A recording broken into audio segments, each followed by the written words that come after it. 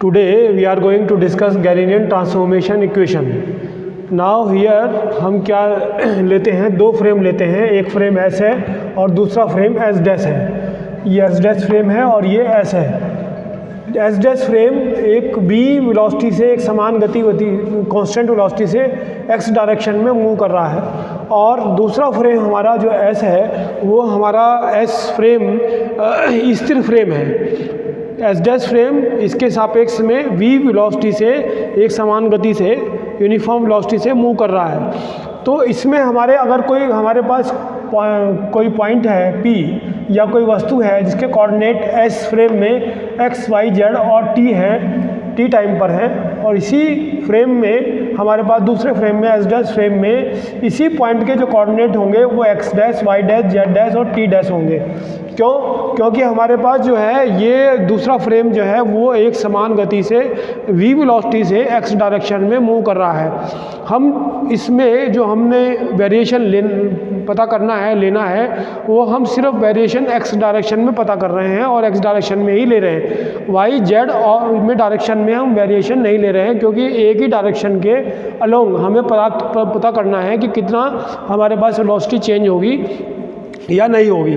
तो अगर हम देखते हैं कि हमारे पास जो इस फ्रेम में ये इसका इसी पॉइंट का जो कोऑर्डिनेट पॉइंट है वो P डैश हो गया, और उसके coordinate x dash, y dash, z dash और t डैश हो गए। तो हम ये देखते हैं कि यहाँ से यहाँ तक की जो दूरी है, ये क्योंकि फ्रेम मूव कर रहा है t टाइम में, ये जो मूव कर जाएगा वो कितना डिस्टेंस मूव कर जाएगा, v इंटू टी, क्योंकि हमारे पास जो वेलोसिटी है वो डिस्टेंस अपॉन टाइम के बराबर होती है। डिस्टेंस अपॉन टाइम, तो डिस्टेंस जो है हमारे पास, डिस्टेंस वो वेलोसिटी इंटू टाइम के बराबर हो जाएगा। वेलोसिटी इंटू टाइम के बराबर हो जाएगा। तो वेलोसिटी कितनी है इसकी v, और टाइम कितना है t। तो t टाइम में हमारे पास जो डिस्टेंस कवर हो गया ये वो कितना हो गया, vt हो गया। तो ये इसका कोऑर्डिनेट हमारे इस फ्रेम में, क्योंकि ओरिजिन ये है o, और इसका जो पॉइंट होगा हमारे पास, इसका जो यहाँ से आप अगर देखें तो ये क्या होगा, x डैश के बराबर होगा, और ये जो पॉइंट होगा ये x दूरी पर होगा। ठीक है, तो ये जो x बराबर होगा vt, इतना डिस्टेंस चला, प्लस x डैश। तो x डैश बराबर आप ये कह लीजिए, इसमें हमारे पास जो है x डैश बराबर जो है x डैश प्लस vt जो बराबर हो गया हमारे पास, वो किसके बराबर हो गया, x के बराबर हो गया।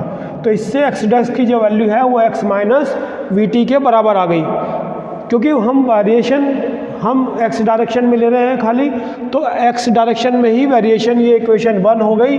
2 इक्वेशन ये हो गई, क्योंकि y डायरेक्शन में हम कोई वेरिएशन नहीं ले रहे हैं, तो y कोऑर्डिनेट बराबर होंगे। क्यों बराबर होंगे, तो क्योंकि यहाँ पे हम देखें ये फ्रेम जो है ना, वैसे तो दिखाई दे रहे हैं ये कि ये ऊपर है ये नीचे है, लेकिन फ्रेम इसके पैरेलल में है, बिल्कुल पैरेलल में है। तो इसलिए y की जो पोजीशन है वो समान होगी, पैरेलल है बिल्कुल, तो y जो है समान होगी। इसी तरह से ये थर्ड और ये फोर्थ। तो ये जो इक्वेशन है 1, 2, 3, 4, ये हमारे पास इक्वेशन कहलाती है Galilean transformation equation. Now Galilean invariance क्या होता है।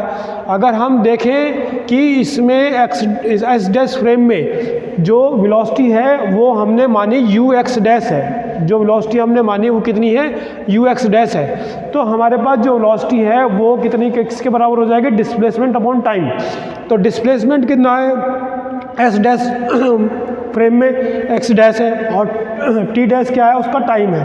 तो ये x dash upon t dash, x dash की वैल्यू हमने गैलीलियन ट्रांसफॉर्मेशन इक्वेशन से निकाली है, x माइनस vt, और ये t डैश किसके बराबर है, t के बराबर, फ्रॉम इक्वेशन 4।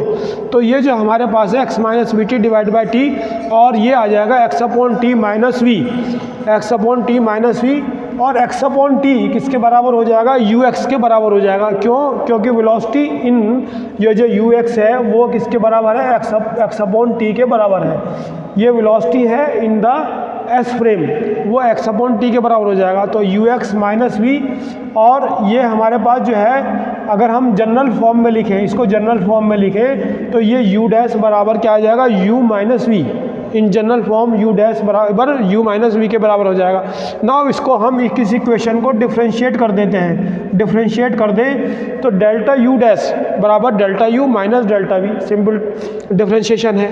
लेकिन क्योंकि हमारे पास v वेलोसिटी जो है वो यूनिफॉर्म वेलोसिटी है, यूनिफॉर्म वेलोसिटी है, ठीक है, तो इसीलिए इसका जो डिफरेंशिएशन हम करेंगे डेल्टा वी किसके बराबर हो जाएगा, 0 के बराबर हो जाएगा। Change in velocity, change in velocity क्या हो जाएगी इसमें, क्योंकि यूनिफॉर्म वेलोसिटी है, कांस्टेंट वेलोसिटी है, तो चेंज इन वेलोसिटी हमारे पास क्या हो जाएगी, 0 के बराबर हो जाएगी, ये 0 के बराबर हो जाएगी, इसलिए डेल्टा वी जो है वो 0 के बराबर हो जाएगा। तो यहाँ डेल्टा की वैल्यू 0 रख दें तो ये डेल्टा यू डैश किसके बराबर हो जाएगा, डेल्टा यू, यानी कि change in velocity in the S dash frame will be equal to change in velocity in the S frame.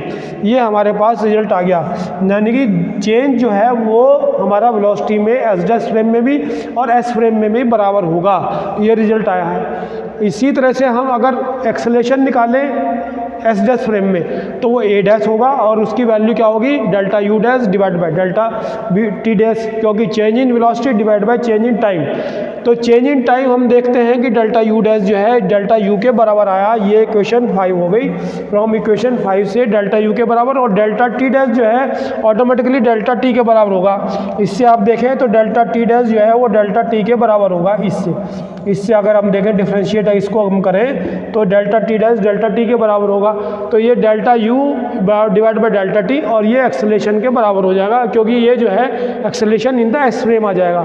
तो इसका मतलब क्या हुआ कि जो हमारे पास फोर्स है वो हमारे पास जो है वो मास इंटू एक्सेलेरेशन के बराबर होता है, मास इंटू एक्सेलेरेशन के बराबर होता है, मास इंटू एक्सेलेरेशन के बराबर होता है, ये मास इंटू एक्सेलेरेशन के बराबर होता है। तो एस डैश फ्रेम में ये क्या आ जाएगा, एम ए डैश के बराबर आ जाएगा, लेकिन ए डैश ए के बराबर है तो ये एम इंटू ए, मास जो है वो एक पार्टिकल का वो किसी भी फ्रेम में चला जाए तो वो कांस्टेंट रहता है, एम चेंज नहीं होगा, एम डैश के बराबर नहीं होगा, ठीक है ना, एम जो है एज इट इज़ रहेगा, या अगर एम डैश भी हम कर लें तो वो एम के बराबर ही होगा।